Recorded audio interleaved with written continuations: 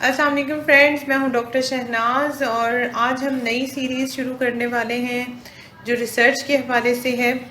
तो जिसमें हम रिसर्च की बारे में डिस्कस करेंगे, रिसर्च के मुख्तलिफ टाइप्स, रिसर्च का तमाम प्रोसेस डिस्कस करेंगे।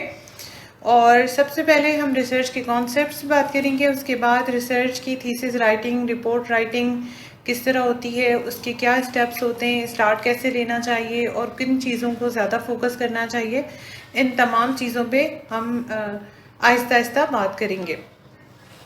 तो सबसे पहले आइए स्टार्ट करते हैं रिसर्च के हवाले से। तो सबसे पहले ये देख लेते हैं कि रिसर्च बेसिकली है क्या। रिसर्च दो अल्फाज का मरकब है, री और सर्च, यानी तलाश करना, दोबारा तलाश करना। रिसर्च दोबारा तो बार बार तलाश किया जाता है, हकायक को बार बार थ्योरीज को वेरीफाई किया जाता है, चीज़ों को देखा जाता है, अंडरस्टैंड किया जाता है और उससे हकायक को जानने की कोशिश की जाती है।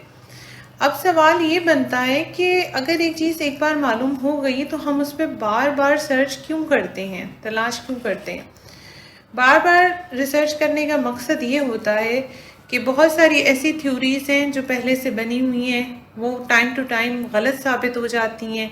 उसके अलावा नई थ्योरीज डेवलप हो जाती हैं, नए नए फैक्ट्स हमारे सामने आते हैं, नई नई ऐसी सच्चाइयाँ हमारे सामने आती हैं जो पहले हमारे सामने नहीं आती थी। जैसे कि पहले कहा जाता था कि अगर टीचर सेंटर्ड एजुकेशन सिस्टम हो तो बहुत अच्छा एजुकेशन सिस्टम होता है, लेकिन बाद में रिसर्चेज हुई और ये मालूम हुआ कि नहीं, अगर लर्नर भी एक्टिव हो, उससे भी चांस दिया जाए तो वो एजुकेशन सिस्टम भी बहुत अच्छा साबित होता है, जिसे प्रैक्टिकली भी अप्रूव किया गया है। तो इसलिए रिसर्च बहुत अहम होती है हर तमाम सब्जेक्ट्स में, ज़िंदगी के हर शोबे में रिसर्च बहुत इम्पॉर्टेंट है। अगर आप रिसर्च नहीं करते तो आपकी तमाम चीज़ें जो है वो स्टैग्नेशन का शिकार हो जाती हैं, चीज़ें रुक जाती हैं एक जगह, कोई आपकी सिस्टम में, आपकी ज़िंदगी में, आपकी दुनिया में कोई चेंज नहीं आता। आज जो हम इतना फास्ट दौर देख रहे हैं, जो एजुकेशन और टेक्नोलॉजी का दौर है, जो इतनी ज़्यादा तरक्की हो रही है, सब रिसर्च की वजह से ही है।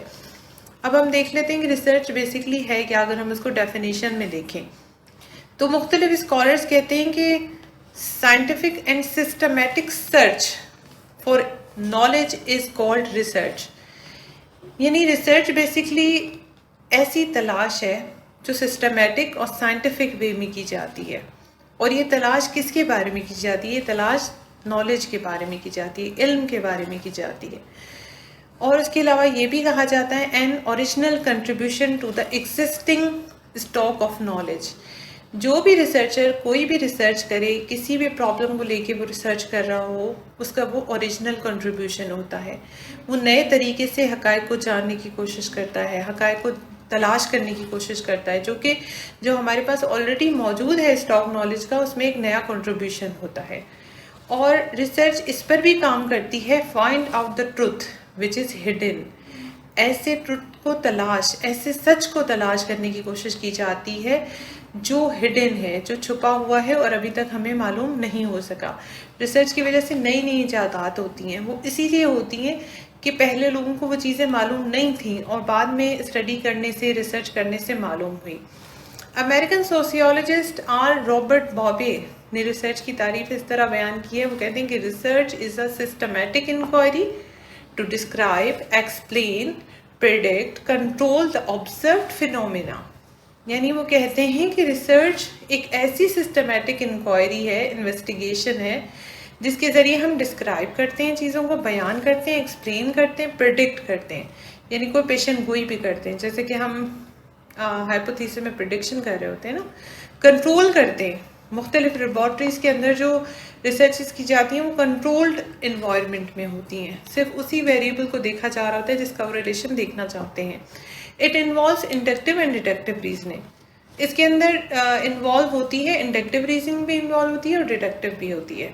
आगे चल के हम इंडक्टिव और डिडक्टिव पे भी थोड़ा डिटेल में बात करेंगे, क्योंकि ये बहुत इंपॉर्टेंट चीज़ है रिसर्च के अंदर स्पेशली। फिलहाल हम डेफिनेशन देख लेते हैं कि जॉन डब्ल्यू बेस्ट रिसर्च के बारे में क्या कहते हैं। वो कहते हैं कि research is a systematic and objective analysis.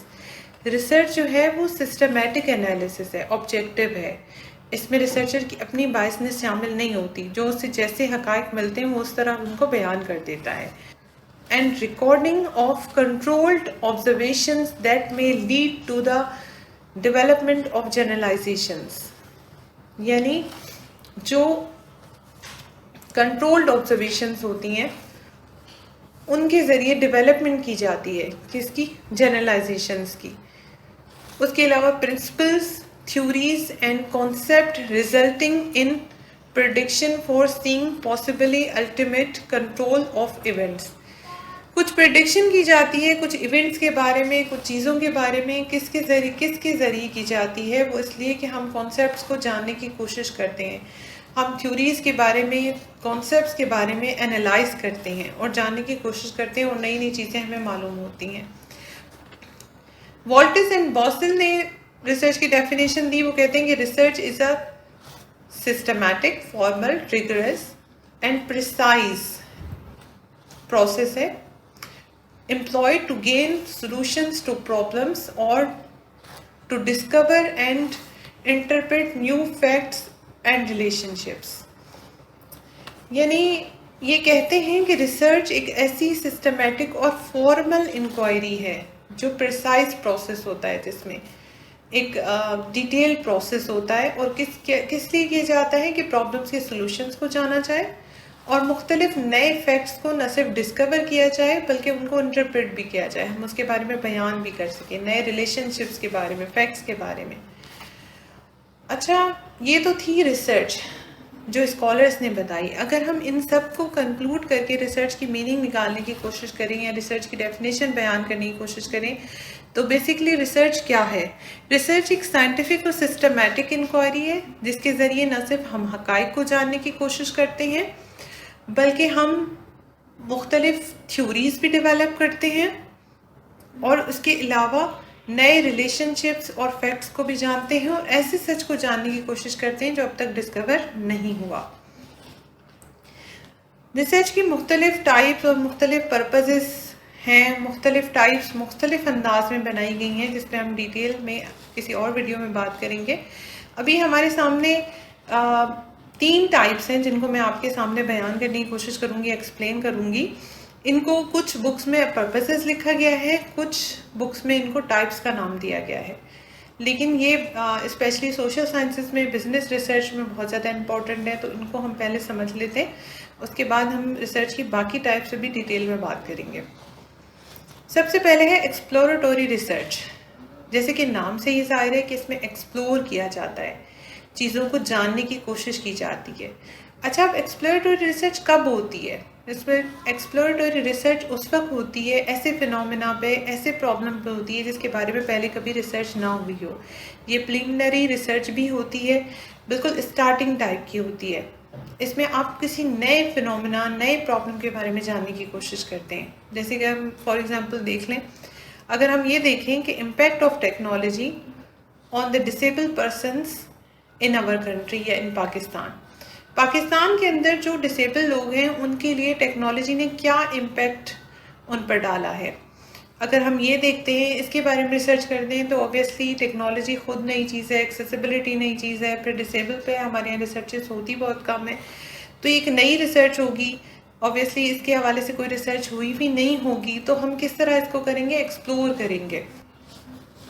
इससे रेलिवेंट जो रिसर्चेज हुई हुई हैं उनको स्टडी करने की कोशिश करेंगे और अनस्ट्रक्चर्ड इंटरव्यू वगैरह कंडक्ट करेंगे, लोगों से पूछेंगे टेक्नोलॉजी उनके लिए क्या रोल प्ले कर रही है, वो टेक्नोलॉजी को यूज़ कर पा रहे, नहीं कर पा रहे, अगर यूज़ कर रहे हैं तो उनके लिए टेक्नोलॉजी किस तरह बेनिफिशियल है।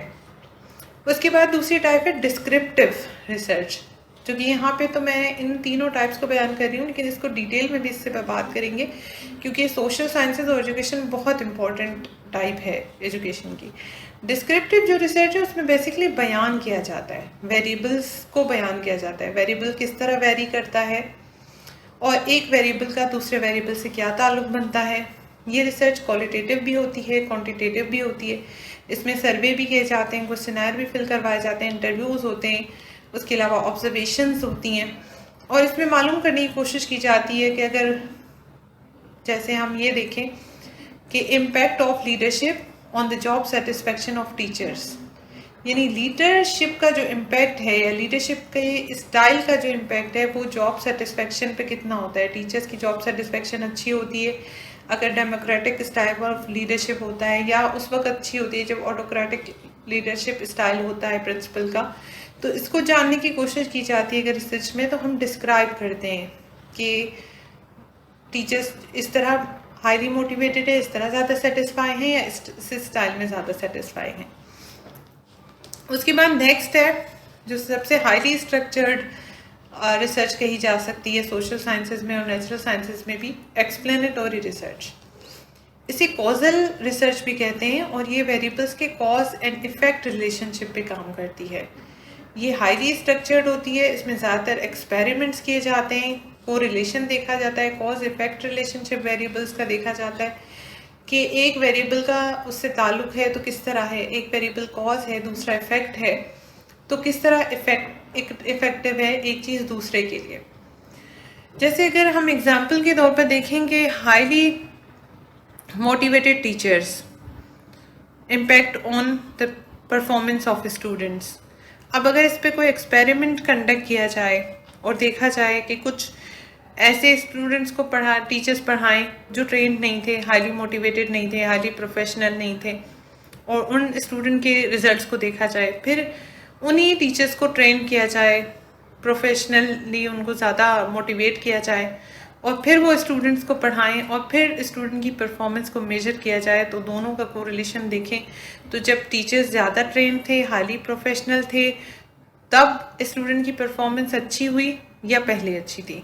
तो ये कॉज इफेक्ट रिलेशनशिप है और एक्सपेरिमेंट ज़्यादातर बिहेवियर साइंसेस में भी होते हैं, लेकिन ज़्यादातर साइकोलॉजी के अंदर होते हैं, सोशियोलॉजी एजुकेशन के अंदर होते हैं, और ज़्यादा लेबॉर्ट्री टाइप की रिसर्च में होते हैं ये। तो ये तो थी ऐसी 3 टाइप्स जो बेसिक रिसर्च की बेसिक चीज़ें हमें जानने की ज़रूरत थी कि स्टूडेंट्स को जानना चाहिए कि अगर वो रिसर्च कर रहे हैं तो उनकी एक्सप्लोरेटरी है, यानी वो एक्सप्लोर कर रहे हैं, वो डिस्क्राइब कर रहे हैं, या वो एक्सप्लेनेटरी रिसर्च कर रहे हैं। ये आपको जानना ज़रूरी है क्योंकि आपको रिसर्च करते हुए भी ये मालूम होना चाहिए, और जब आप थीसिस राइटिंग कर रहे हों, अपने थीसिस का डिफेंस कर रहे हों, तो आपको उस वक्त भी मालूम होनी चाहिए चीज़ें। तो ये तो इसके बारे में थी। आगे फिर हम मज़ीद इनकी मुख्तलिफ टाइप्स पे भी बात करेंगे। तो उम्मीद है आपको आज की वीडियो पसंद आई होगी, समझ आई होगी। अगर कोई भी कन्फ्यूजन इस हवाले से तो उस पर कमेंट कर सकते हैं, और अगर पसंद आए तो इसे लाइक और शेयर करें, चैनल को सब्सक्राइब करें। मिलेंगे अगली वीडियो में, तब तक के लिए अल्लाह हाफ़िज़।